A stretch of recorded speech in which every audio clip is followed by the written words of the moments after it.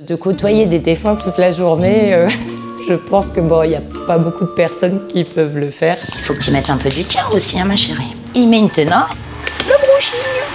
C'est pas parce qu'on est thanato qu'on est insensible. C'est quand même un métier d'empathie, d'aide à la personne. Tout le monde a le droit de partir dignement. Hein. Allez. Thanato, c'est la mort. Et praxi, en fait, c'est le mouvement. Donc, on essaye d'arrêter le mouvement de la mort, de rendre beau les défunts pour que les familles puissent faire leur deuil correctement. Allez, on est parti. La plupart des gens pensent que lorsqu'on meurt, on termine comme ça. Eh ben non, malheureusement, la mort n'est pas comme ça. En fait, les yeux se réouvrent, les bouches aussi. Le corps va commencer à pourrir, il va changer de couleur. C'est notre but qu'il n'y ait plus ces stigmates en fait de la mort. Déjà, je vais regarder ses vêtements. J'ai le principal, j'ai ses dents. On va lui mettre. Les différentes étapes sont toujours les mêmes lors d'un soin. Mettre les traits en place au départ pour éviter que les personnes se creusent au niveau des yeux. On met des petites capsules. Par la suite, l'injection, les ponctions, des différents fluides qui peuvent rester à l'intérieur du corps. Je mets le corps en pression avec le formol pour après en fait enlever le sang. Pourquoi? Parce que c'est le sang qui fait pourrir le corps aussi. Et puis bon, la finition après, avec en tout dernier bien sûr le maquillage et les coiffures. Tu sens la pomme et la papaye. Et maintenant, le brushing. En fait, les pompes funèbres vont nous appeler, nous dire à quel endroit on doit se déplacer et exercer.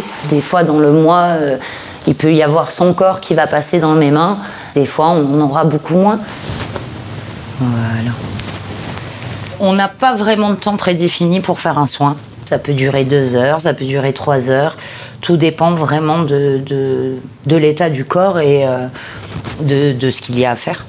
Allez, il faut que tu mettes un peu du tien aussi, hein, ma chérie. Alors bon, moi j'ai une mauvaise habitude, c'est que je leur parle.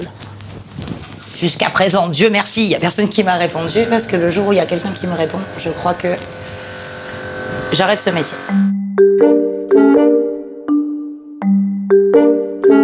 Et on travaille aussi beaucoup sur des reconstructions, donc des accidents très graves, où on est obligé des fois de travailler 15 heures sur un défunt. Voilà, c'est extraordinaire ce qu'on peut faire. Même moi, des fois, j'y reviens pas.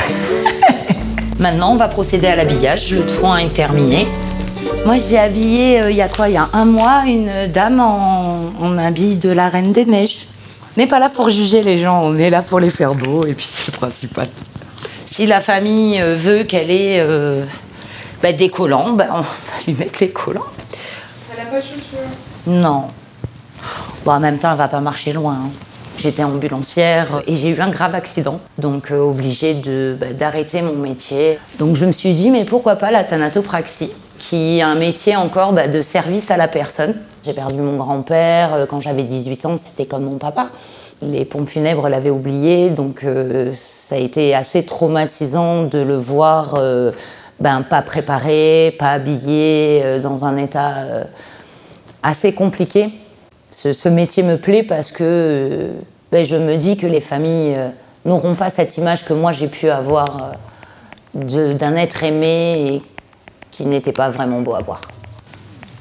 Voilà. Et maintenant, on va passer au maquillage.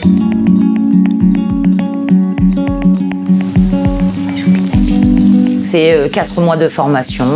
Après avoir eu la théorie, en fait, on passe à la pratique. Et c'est là où tout se joue et c'est surtout là où on voit vraiment si on est fait ou pas pour ce métier. On ne peut pas travailler. Si en faisant des enfants, on y repense pendant des mois et des mois, il vaut mieux arrêter parce que c'est notre santé aussi mentale qui en pâtit. Et toi, ta santé mentale, c'est comment? Moi, tout va bien. Moi, tout va bien. Ça me fait bizarre parce que là, j'ai l'impression qu'il y a quelqu'un qui dort.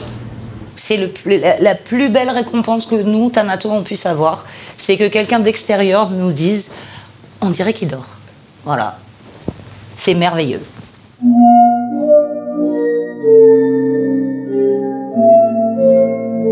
C'est pas un morceau de viande qu'on a sur notre table.